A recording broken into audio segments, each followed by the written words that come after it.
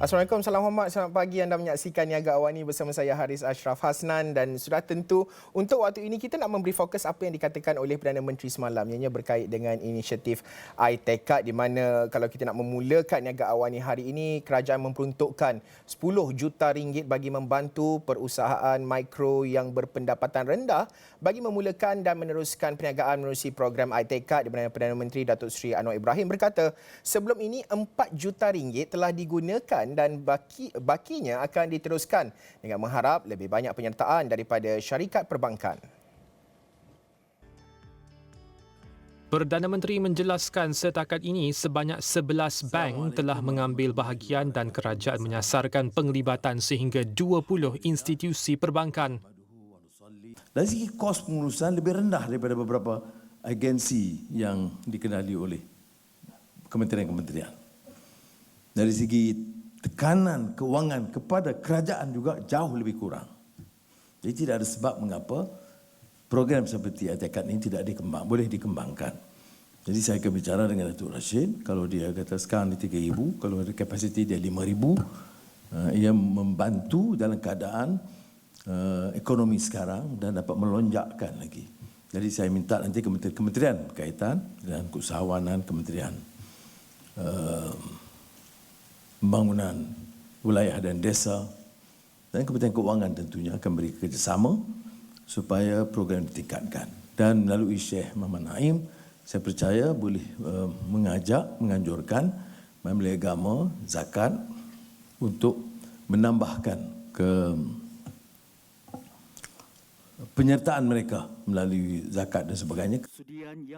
Beliau berkata demikian ketika berucap di Majlis Jalinan Kerjasama iTekad pada Selasa.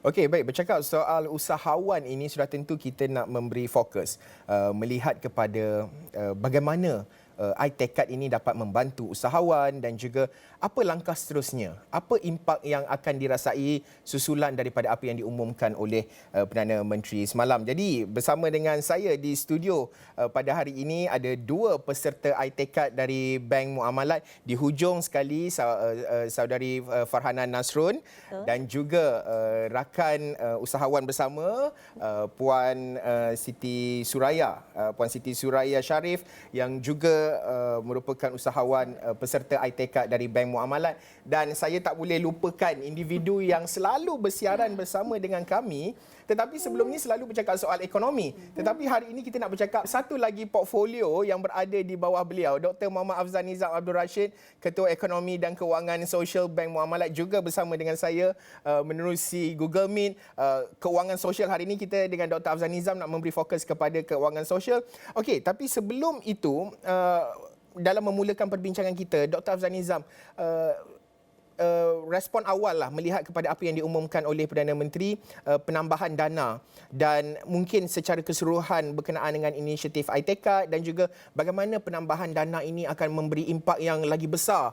Mungkin lebih ramai lagi usahawan-usahawan mikro akan menerima manfaat daripada inisiatif iTekad ini. Dr. Afzal Nizam. Okay, terima kasih Haris. Pandangan saya apabila Yang Perdana Menteri mengumumkan pentambahan dalam grant kepada 10 juta ringgit, ini bermakna kerajaan sedang merubah cara mereka untuk membantu rakyat. Kalau dahulu kita sering mendengar bayaran pindahan, bayaran wang tunai secara direct, tapi kita mahukan bantuan tu lebih bersifat kata tu sustainable, yang mana ia dapat meningkatkan taraf hidup mereka. Dan terbukti 4 juta grant yang sebelum ini pun telah diguna pakai dan kita dapat lihat result ataupun outcome yang kita mahukan, yang mana ia telah meningkatkan taraf hidup di kalangan usahawan kita. Dan ada yang dah mula orang kata tu employ ataupun menggaji pekerja, dan ada yang dah mula bayar zakat dan sebagainya. Jadi saya kira ini suatu bentuk sasaran bantuan yang lebih baik, kerana kita mahukan rakyat kita lebih baik lagi. Dan saya rasa penambahan dana ini bertepatan dengan semangat ekonomi madani yang mana kerajaan mahu menoktahkan kemiskinan di kalangan rakyat Malaysia di negara kita ini. Okey, Dr. Afzal Nizam, sebelum kita nak mengulas dengan lebih lanjut dan juga menemu bual peserta-peserta ITECAD yang bersama dengan saya di studio hari ini, saya nak bersama dengan rakan saya, Nina Rozman terlebih dahulu. Mungkin Nina ada data dan juga perincian ceritalah bagaimana proses pelaksanaan ITECAD ini, jika Nina boleh kongsikan melihat kepada apa bentuk sistem dan juga pelaksanaan-pelaksanaan menerusi ITECAD ini, Nina. Baik, terima kasih Haris. Sudah tentu kita pun punya ramai tetamu di dua orang di studio dan seorang lagi di Google Meet. Okey, tentu sudah ramai yang akan tanya apakah ITECAD ni? ITECAD ni adalah program untuk memperkasakan usahawan mikro atau mikro yang berpendapatan rendah. Okey, kalau saya nak secara ringkas untuk saya perkenalkan program ITECAD ini adalah program penaung yang diwujudkan oleh Bank Negara Malaysia yang telah diwujudkan waktu pandemik COVID-19 untuk membantu usahawan mikro ini. Dan kedua, kita tahu bahawa bukan saja mereka untuk membantu usahawan mikro berpendapatan rendah, tetapi adalah untuk mengukuhkan, meningkatkan bisnes literasi mereka dan mengukuhkan pengurusan kewangan mereka agar dapat menjadi pendapatan yang berterusan. Dan ketiga, kita tahu setiap program dalam ITECAD ini bukan satu, dua, tapi ia menggabungkan banyak penyediaan aset perniagaan yang dibiayai oleh instrumen kewangan sosial. Contohnya kita ada derma, pelaburan, impak sosial, zakat dan wakaf tunai dengan kewangan mikro berserta latihan kewangan dan perniagaan yang berstruktur. Dan kalau kita nak tahu siapakah yang menyelaras dan kerjasama, diselaraskan oleh institusi kewangan peserta ITECAD dan ini adalah dengan kerjasama rakan pelaksana iaitu penyedia latihan Majlis Agama Islam Negeri, Pertubuhan Bukan Kerajaan dan juga agensi kerajaan. Dan kita lihat program ITECAD ini banyak yang telah bekerjasama untuk membangunkan dan kita boleh cakap teruskan program ITECAD ini. Seterusnya, ada 3 komponen utama dalam program ITECAD yang perlu kita ketahui adalah pertama, modal permulaan dan kedua, pembiayaan mikro dan juga latihan yang berstruktur. Dan kita tahu ini program ITECAD ini yang layak adalah untuk mendapatinya adalah peserta ITECAD iaitu usahawan mikro atau mikro sendiri. Seterusnya kalau kita teliti apakah ciri-ciri penting dalam program ITECAD yang kita dapat saksikan ini.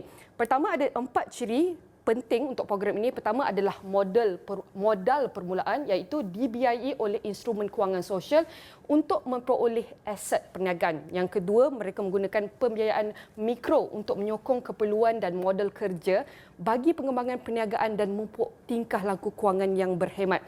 Yang ketiga adalah untuk membina keupayaan termasuk bimbingan perniagaan dan memantapkan lagi kemahiran keusahawanan untuk daya tahan dan prestasi perniagaan. Dan keempat, terakhir sekali, untuk membuatkan pemantauan berasaskan impak. Ini adalah untuk meningkatkan keberkesanan program dan menilai atau memantau hasil yang dicapai.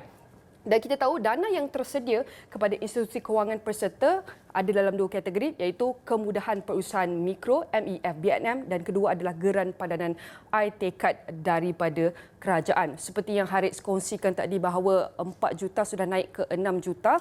Kita lihat iaitu upgrade kepada 10 juta untuk program ITECAD ini. Dan kita tahu setakat ini iaitu kerajaan dan juga Perdana Menteri telah menggalakkan itu institusi kewangan peserta untuk menyertai iaitu program ITECAD ini. Dan setakat ini hanya kita tahu ada 11 institusi kewangan peserta dengan penyertaan dari 10 negara dengan 50 rakan pelaksana. Dan setakat Mei 2023 yang telah dilaporkan oleh BNM sendiri bahawa lebih daripada 3,000 mikrousahawan ini telah mendapat manfaat iaitu melalui pengurusan ataupun daya tahan yang kukuh dalam pengurusan kewangan. Dan kita tahu bukan itu saja manfaat yang mereka dapat. Pada masa sama ini, peserta-peserta daripada program ITECAD ini telah menyediakan peluang pekerjaan serta menyediakan peluang ekonomi untuk komuniti-komuniti masing-masing. Dan kita tahu program ITECAD ini adalah selaras dan sejajar dengan strategik iaitu Pelan Sektor Kewangan 2022 sehingga 2026 adalah bertujuan untuk meningkatkan kesejahteraan iaitu pendapatan isi rumah dan juga perniagaan. Dan Haris, ini adalah antara kita boleh cakap apa secara ringkas apa program ITECAD ini. Okey. Baik, terima kasih Nina atas perkongsian itu. Okey. Jadi untuk kita meneruskan perbincangan ini, seperti saya maklumkan tadi, ada dua usahawan yang merupakan peserta iTekad bersama dengan saya, Farhana Nasrun dan juga Siti Suraya. Mungkin nak memulakan perbincangan kita lah. Mungkin boleh ceritakan sedikit dari segi bagaimana nak memulakan perniagaan itu dan difahamkan sewaktu, sebab inisiatif iTekad ini adalah untuk membantu sewaktu COVID. Betul. Sebab COVID ini memberi impak yang cukup besar kepada kehidupan, kepada perniagaan dan sebagainya. Mungkin Farhana dan juga Siti Suraya boleh kongsikan berkenaan dengan perkara ini lebih dahulu. Ya. Okey, Assalamualaikum, saya Suraya daripada Suraya Social Legacy. Saya merupakan salah seorang peserta iTekad daripada 782 yang menyertai iTekad di bawah Bank Muamalat. Okey. Jadi pada mulanya kita berasas kepada penanaman sahaja pada tahun 2017 kita hanya buat penanaman. Kemudian pada ketika itu 2018 2019 dan kemudian 2019 tu dah start dah COVID. 2020 kita lockdown. Ya. Jadi ketika itu kita punya penanaman apabila lockdown kita tak dapat nak pergi ke kebun. Okey, bila tak dapat pergi ke kebun, selepas kita dapat surat daripada Jabatan Pertanian untuk keluar. Jadi bila kita pergi tu kita jatuh terduduk sebab apa, tanaman kita habis rosak. Kesemuanya ladang kita 2 ekar habis. Jadi di situ kita macam macam mana kita nak bangun semula, sedangkan kita memang sekarang ini memang kita fokus kepada perniagaan sahaja. Okey, daripada situ kita mula mencari kat mana kita nak pergi. So daripada tanaman kita mulalah mengeluarkan produk. Dari situlah tercetusnya. Okey, mengeluarkan produk banyak dan modal yang kita perlukan. Okey, di situ kita dapat info mengatakan kata ada program iTekad. Jadi saya pun buat permohonan kepada Bank Muamalat. Saya cari siapa person in charge apa semua dan kita hubungi yang melaksanakanlah. Kemudian macam biasa kita kena submit semua dokumen dan sebagainya untuk menyatakan yang kita ni memang perusahaan mikro B40. Untuk mengesahkanlah supaya kita dapat menjadi peserta iTekad. Dan alhamdulillah segalanya berjalan lancar dan kami mendapat bimbingan dan bukan sahaja dari bentuk modal. Kami juga mendapat bimbingan berstruktur dari sudut orang kata macam mana nak dari sudut pengurusan perniagaan. Latihan khusus semua memang latihan khusus daripada Bank Muamalat untuk program iTekad ni. Asalnya kami daripada rumah. Okey. Daripada dapur rumah. Kemudian kami berpindah kepada dapur yang memang kita khaskan untuk pemprosesan So rozel. maksudnya dari penanaman pokok tanaman, Ya. kebun membawa ke dapur ada produk hasil. Hasil sendiri daripada hasil daripada kebun kami lah. Okey. Kemudian alhamdulillah sekarang ni selepas kita join dengan iTekad ni, alhamdulillah selepas tu kami dapat mendirikan kilang kami sendiri. Okey. Jadi itu orang kata impak yang kami nampak dan sekarang ni apa yang penting macam mana kita contribute balik kepada ekonomi. Faham. Bagaimana kami menyumbang semula. Pertamanya kami menerima bantuan. Sekarang ini bagaimana kami memberi pula bantuan kepada penduduk setempat, ekonomi dan seterusnya kepada negara. Bak kata sehingga kami boleh membayar zakat. Contohnya macam ada juga peserta iTekad daripada Baitul Mal. Ya. Okey, saya cakap daripada penerima zakat biar kita pula yang menjadi pembayar zakat. Biar sampai macam tu. Biar kita daripada mula-mula orang kata usahawan asnaf, tak apa. Itu asal mula-mula usahawan asnaf. Tapi biar nanti kita bertukar kepada usahawan yang jutawan. Ya. Yang kita dapat contribute balik, kita boleh dapat menyumbang semula kepada negara. Ya, mungkin Farhana nak tambah berkenaan dengan dari segi cabaran dan juga dari kreativiti, idea untuk menghasilkan produk-produk dan juga inovasi dan sebagainya. Kerana betul apabila COVID kita memfikir macam-macam, daripada mesyuarat kita tak pernah fikir nak online, daripada baca berita kita tak pernah terfikir nak baca berita daripada rumah, tapi kita realisasikan. Tapi di peringkat perniagaan juga perlu melakukan inovasi. Mungkin Farhana boleh kongsikan sewaktu itu. Ya. Masa mula macam masa PKP, bukan kami sajalah hampir kesemua rakyat-rakyat Malaysia ni mengalami benda yang sama, betul. Sebab bila tiba-tiba lockdown, time tu peniaga, orang yang bekerja, semua terkesan dengan ni. So pada sudut kami pula, sebab kami memang fokus pada tanaman. Time tu, bila kami fokus pada tanaman, pokok mati. So ada juga bunga yang kita dah petik, Dan kita tak boleh nak keluarkan sebab sebelum ni kita adalah sebagai pembekal. Tapi masa lockdown semua tutup, kilang tutup, restoran tutup. So memang kita tak boleh nak pergi ke mana. So salah satu cara daripada kita membuat pembaziran daripada hasilan yang dah kita tanam ni, so kami mengeluarkan produk. Pada mulanya kami keluarkan jus Roselle je dulu. Okey. So market yang pertama adalah kita bagi rasa pada penduduk setempat. So dekat situ Test market lah tu kiranya kalau orang cakap test market lah dulu. Bagi je orang minum kan sebab penduduk setempat kan. So Untuk feedback semua. betul, untuk dapatkan feedback. So permintaan tak sangka pula ada permintaan lepas tu daripada kita bagi percuma untuk orang rasa, lama-lama orang pun segan lah kan. Dia kata berapa harga. So daripada situlah kita start lah daripada ini adalah produk pertama kami lah, jus Roselle, sebelum kita membangun lagi kepada produk-produk yang lain. So macam yang kita tahu, Roselle adalah tanaman yang memang sesuai untuk warga-warga yang berusia, orang yang bermasalah sebab dia adalah satu herba, betul. Dekat situ kita keluarkan juga, inovasikan daripada jus untuk minuman yang orang kata untuk kita sedap-sedap minum, untuk rasa-rasa. So kita keluarkan juga untuk yang kesihatan lah, macam untuk lebih kepada orang kata alternatif lain untuk dia punya pati dan juga teh. Memang daripada bunga asli dia, tanpa ada sebarang campuran lain. Bercakap soal perniagaan ini sudah tentu moving forward menuju ke hadapan lah. Ya, betul. Sebab tadi Suraya ada hint sikit, maksudnya biarlah orang nak sebut kita ni usahawan asnaf ke apa ke kan, memulakan perniagaan macam mana ke, tak ada modal ke, tak ada bajet ke, apa orang cakap bisnes dapur rumah ke apa. Itu antara perkara kalau kita selalu interview usahawan kecil semua, orang cakap oh ini usahawan daripada dapur rumah. Ya, daripada dapur rumah, ada produk yang daripada dapur rumah, boleh ada betul. kilang dan sebagainya. Aspirasi mungkin Suraya moving forward menuju ke hadapan. Sebelum ini mungkin menerima bantuan, sekarang ini mungkin dah menggaji pekerja dan ada harapan untuk diletakkan yang lebih tinggi untuk masa hadapan dalam perniagaan. Suraya dulu. Ya, betul. Macam okeylah, macam saya cakap tadi, kita daripada dapur rumah sehingga sekarang kita ada kilang kita sendiri dan kita mula untuk menggaji. Tapi kami melihat lebih kepada untuk membantu ibu tunggal, membantu orang kata golongan yang berpendapatan rendah, anak-anak yang daripada golongan B40 di mana ibu bapa tak mampu untuk orang kata membiayai. Jadi datang buat part time, orang kata secara part time, kemudian sambilan, kemudian dia mendapat duit untuk dia pergi ke sekolah. Jadi kami memilih kriteria yang sebegitulah untuk kami bantu, orang kata untuk kita menyumbang semula. Contoh macam sekarang, okey, kilang kami ada orang kata persijilan mesti.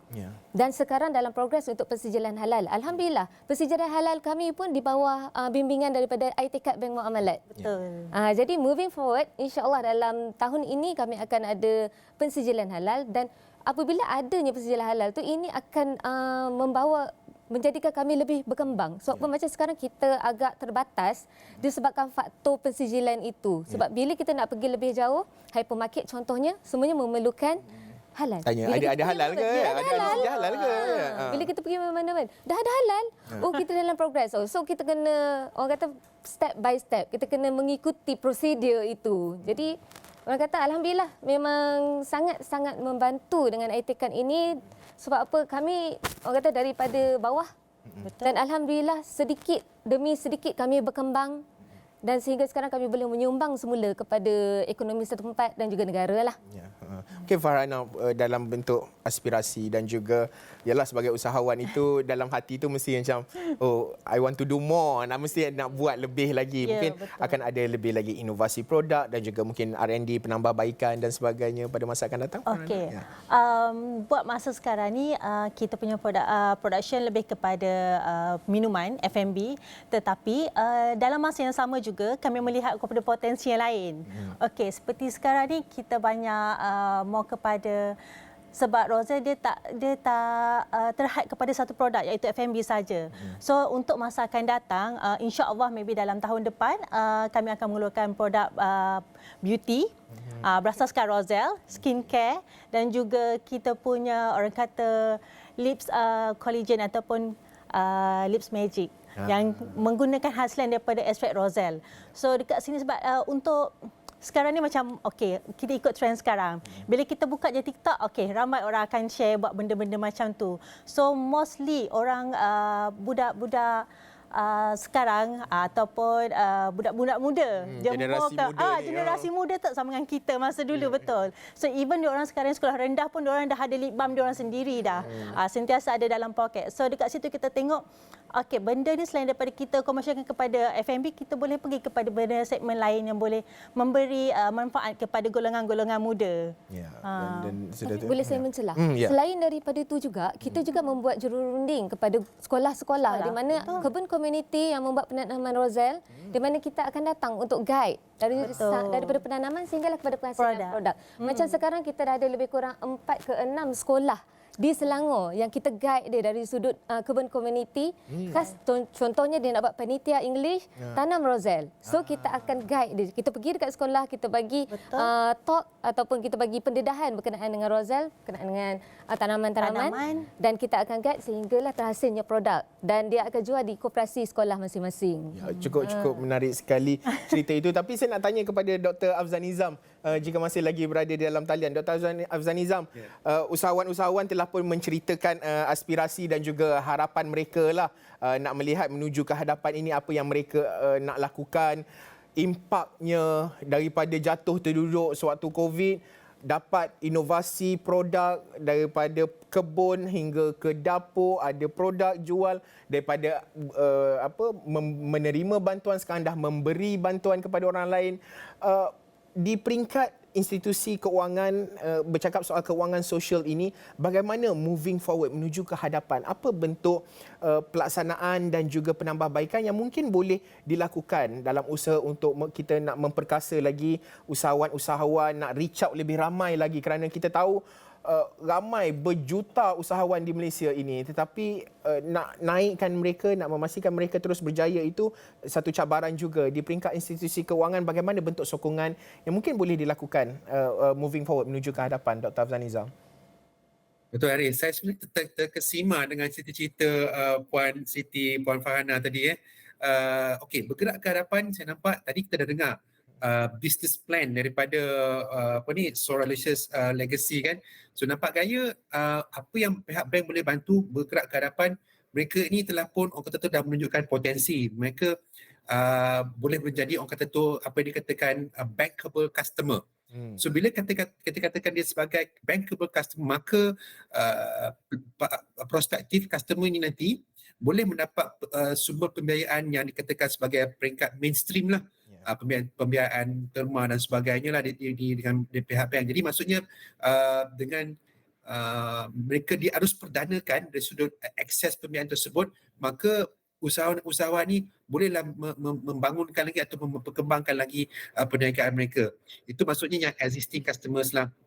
Yang selainnya, yang lain pula yang saya nampak mungkin dengan adanya terlibatnya orang kata tu pihak institusi perbankan ni, kerana kita tahu pihak perbankan ni dikawasi oleh pihak bank negara, mempunyai tata kelola yang orang kata tu tuntas dan sebagainya.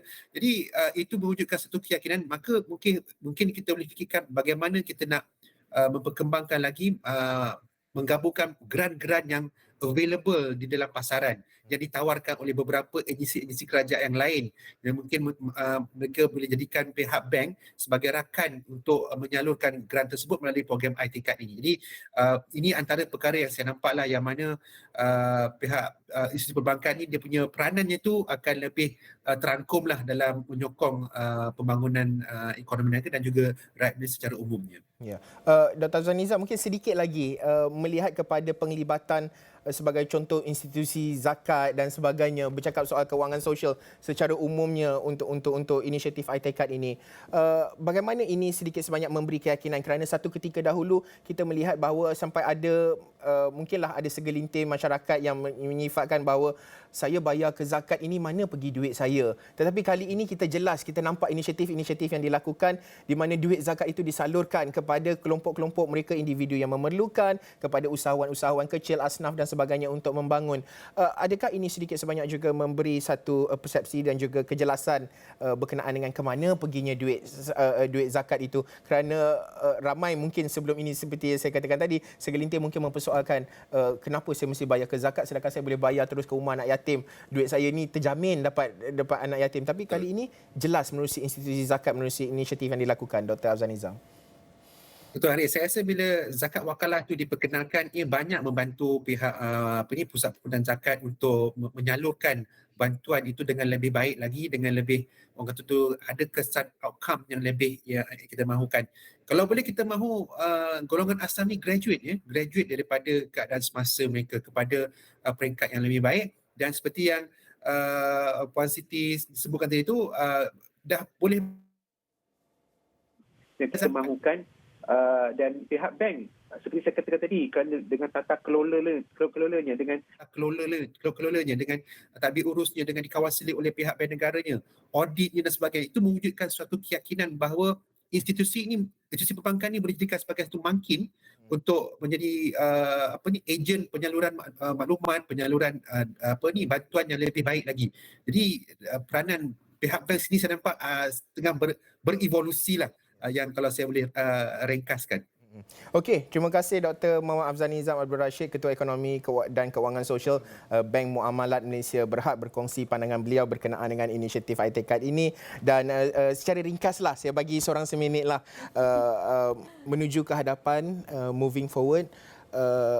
Secara ringkasnya, apa yang harus dilakukan kepada mereka usahawan di luar sana yang mungkin takut-takut, tak tahu nak buat apa, ada bisnes tapi nak apa ni, macam siapa nak tolong saya ni? So ada inisiatif dan jalannya. Mungkin nasihat kepada usahawan kecil, usahawan mikro di luar sana. Saya mulakan dengan Suraya terlebih dahulu. Okey, kepada usahawan-usahawan semua, jangan takut, jangan gentar. Memang kita akan hadapi banyak cabaran, banyak rintangan di hadapan kita. Tetapi kita pergi merujuk kepada yang pakar. Contohnya, pihak perbankan ada program iTekad. Jadi kita pergi bertanya, bila program itu akan bermula? Bila pengambilan yang seterusnya? Jadi dapatkan info-info berkenaan dengan bantuan-bantuan saluran-saluran yang boleh kita, orang kata, dapatkan bantuan itu untuk kita pergi lagi jauh. Modal memang kita akan start di mana-mana sahaja, tak kisah kecil ke besar ke, semua menghadapi rintangan-rintangan itu. Tapi kita mencari saluran yang betul. Jangan tiba-tiba pergi pelak pinjam kepada pihak-pihak yang orang kata menyukarkan kita semula. Tak apa, kita pergi cari bimbingan, kita pergi cari terutamanya bank lah, sebab apa, dia ada program dia khas untuk kita yang di bawah yang baru nak start up, bisnes yang nak start up. Tapi alhamdulillah saya ambil kesempatan nak mengucapkan terima kasih kepada Encik Khairul Kamaruddin, CEO Bank Muamalat, kepada tim pengurusan Bank Muamalat dan juga tim iTekad yang memang banyak membantu kami. Kami daripada bawah. Jadi usahawan-usahawan yang daripada rumah, jangan malu, jangan segan. Walaupun semalam ada yang cakap dekat saya, akak nak berniaga tepi jalan je. Cakap tak apa kak, biar kita, orang kata, daripada kecil dan semakin membangun. Buat frozen. Contohnya macam usahawan ada yang buat putu mayam. Menerima bantuan daripada Baitul Mal, zakat. Kata tak apa, biar kita start daripada itu. Slowly kita akan berkembang dan ada kilang sendiri. Sampai sebegitu kita buat. Jangan sampai orang duk pandang kita rendah. Tidak, kita tinggikan, orang kata, pandangan tu daripada bawah kepada ke atas. Okey, mungkin Farhana secara ringkasnya. Okey, kepada usahawan, nasihat kepada usahawan. Okey, nasihat kepada usahawan. Sama juga seperti Suraya. Sebagai usahawan ni memang jangan malu, jangan segan, sebab kadang-kadang memang untuk permulaan sangat seganlah, sebab bila kita usahawan kecil ni, kita rasa segan bila kita nak bercerita dekat orang yang sebenarnya kita membuat bisnes ni daripada bawah, daripada rumah. So jangan malu, jangan segan, jangan takut. Ada setengah orang cakap, saya start lah sebab modal besar. Jangan risau, sebab kita sekarang ni kerajaan sangat-sangat membantu daripada sudut modal untuk usahawan-usahawan kecil seperti kami dan juga usahawan lain yang di luar lah. So pergi kepada channel yang berpatutan, macam channel yang berkaitan, pergi kepada bank, tanya apa program-program yang boleh membantu kepada usahawan, sebab banyak saja program-program yang bank offer untuk membantu usahawan-usahawan kecil. So jangan risau dekat situ. So daripada sebenarnya untuk kita maju ke depan, memang kita kena start daripada bawah.